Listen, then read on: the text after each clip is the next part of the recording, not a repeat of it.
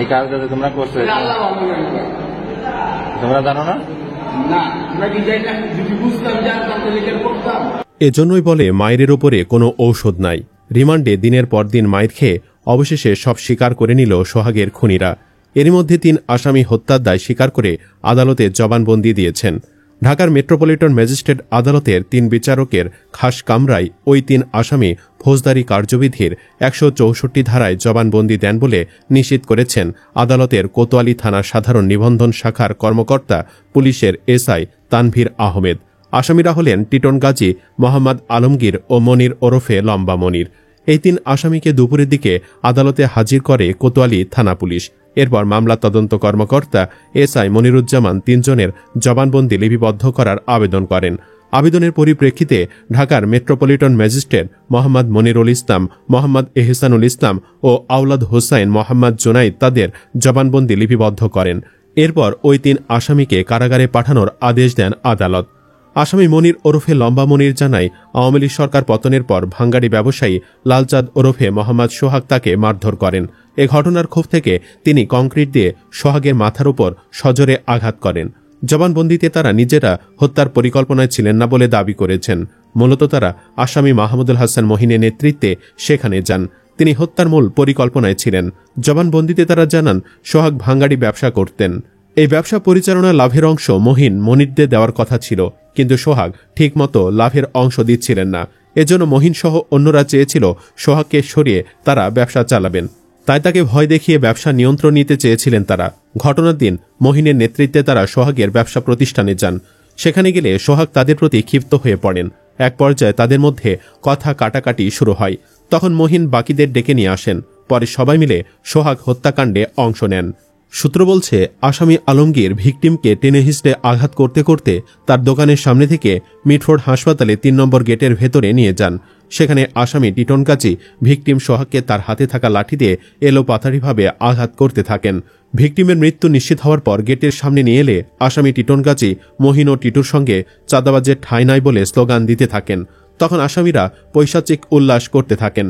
এছাড়া আসামি মোহাম্মদ মনির ওরফে লম্বা মনির সোহাগের মাথায় ইট দিয়ে 4-5টি আঘাত করেন। এ মামলায় গ্রেপ্তারকৃতরা হলেন মাহমুদুল হাসান মহিন, টিটন গাজী, মোহাম্মদ আলমগীর, মনির ওরফে লম্বা মনির, তারেক রহমান রবিন, সজীব ব্যাপারী, মোহাম্মদ রাজীব ব্যাপারী, নান্নু কাজী ও রিজওয়ান উদ্দিন ওরফে অভিজিৎ বসু। এদের মধ্যে মনির, আলমগীর ও টিটন বাদে সবাই রিমান্ডে রয়েছেন। বিভিন্ন সময় তাদের গ্রেফতার করে রিমান্ডে নিয়ে জিজ্ঞাসাবাদ করছে পুলিশ।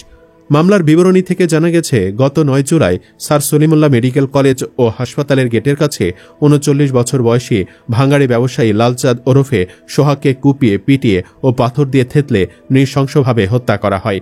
নিহত সোহাগ কেরানীগঞ্জের পূর্ব নামাবাড়ি গ্রামের ইউসুফ আলী হাওলাদারের ছেলে। তিনি দীর্ঘদিন ধরে পুরান ঢাকার রানী ঘোষ লেনে ভাঙ্গাড়ির ব্যবসা করছিলেন।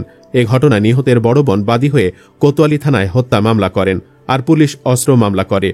অপরাধ বিশেষজ্ঞরা বলছেন, সোহাগ হত্যাকাণ্ডের মোটিভ বলছে এটি একটি পরিকল্পিত হত্যাকাণ্ড। যেভাবে তার উপর নৃশংসতা চালানো হয়েছে সেটি দীর্ঘদিনের ক্ষোভ থেকে করা হয়েছে।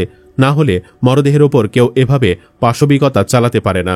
শুধুমাত্র চাঁদাবাজি, দোকান দখল বা ব্যবসায়িক দ্বন্দ্বের জন্য এভাবে কারো ওপর নৃশংসতা চালানো যায় না। এদিকে সোহাগকে মিটফোর্ড হাসপাতালে 3 নম্বর গেটের যে স্থানে পিটিয়ে হত্যা করা হয়েছে তার কয়েক হাত দূরে হাসপাতালে নিরাপত্তার দায়িত্বে থাকা আনসার ক্যাম্প। ঘটনার সময় অনেক আনসার সদস্য ক্যাম্পে অবস্থান করছিলেন, কিন্তু কেউ এগিয়ে আসেনি। পাশাপাশি ওই দিন ঘটনাস্থলের আশেপাশে বিভিন্ন ব্যবসায়ী সহ শতাধিক লোক দাঁড়িয়ে নির্মমতা দেখেছে, কিন্তু তারাও কেউ আসেনি। এই সুযোগে সোহাগের মৃতদেহের ওপর বিভিন্নভাবে নৃশংসতা করেছে। নৃশংসতার ভিডিও দেখে আঁতকে উঠেছে মানুষ। চোখের সামনে নির্মমতার পর কেন কোনো আনসার সদস্য এগিয়ে আসেনি এ নিয়ে কথা হয় একাধিক আনসার সদস্যদের সঙ্গে, কিন্তু আনসার সদস্যরা জানিয়েছেন ওই সময় এদিকে কারো ডিউটি ছিল না। স্থানীয় ব্যবসায়ী ও কিছু প্রত্যক্ষদর্শীরা নাম প্রকাশ না করার শর্তে বলেছেন, যারা সোহাগকে নির্মমভাবে হত্যা করেছে তারা এই এলাকার পরিচিত মুখ। তাদের বিরুদ্ধে কথা বলার সাহস কারো নেই, কারণ ওই সময় কেউ এগিয়ে গিয়ে বাধা দিতে গেলে তার উপরও নির্যাতন চালাত খুনিরা। একজন ভাঙ্গাড়ি ব্যবসায়ী বলেন, এ হত্যাকাণ্ড সবার সামনেই ঘটেছে। যারা ঘটিয়েছে সবাই সবাইকে চিনে, কিন্তু নিরাপত্তার কারণে কেউ মুখ খুলবে না। আমরা ব্যবসা করি, এখানে পুরো ঢাকা শহর থেকে ভাঙ্গাড়ি মাল আসে, আবার অন্য জায়গায় আমরা বিক্রি করে দেই। লাশ দেখে ভয় পেয়ে গিয়েছি। দেশের পরিস্থিতি এখনো ভালো হয়নি, আমরা সবসময় আতঙ্কে থাকি।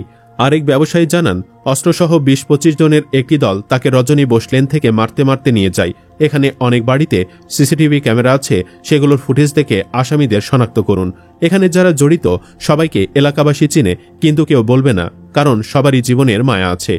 সাংবাদিক প্রশাসনকে দুদিন পর এ এলাকায় খুঁজে পাওয়া যাবে না, কিন্তু আমাদের এ এলাকায় থাকতে হবে। সুপ্রিয় দর্শক, ৩ জন তো হত্যার দায় স্বীকার করে নিল, তাহলে এদের বিচার করতে দেরি কেন হচ্ছে? দ্রুত ফাঁসি দেওয়া উচিত নয় কি? তাহলেই না অন্যরা অপরাধ করতে ভয় পাবে। কমেন্টে জানিয়ে দিন কবে এদের ফাঁসি চান। আর অবশ্যই ভিডিওটি লাইক, শেয়ার ও চ্যানেলটি সাবস্ক্রাইব করুন। ধন্যবাদ।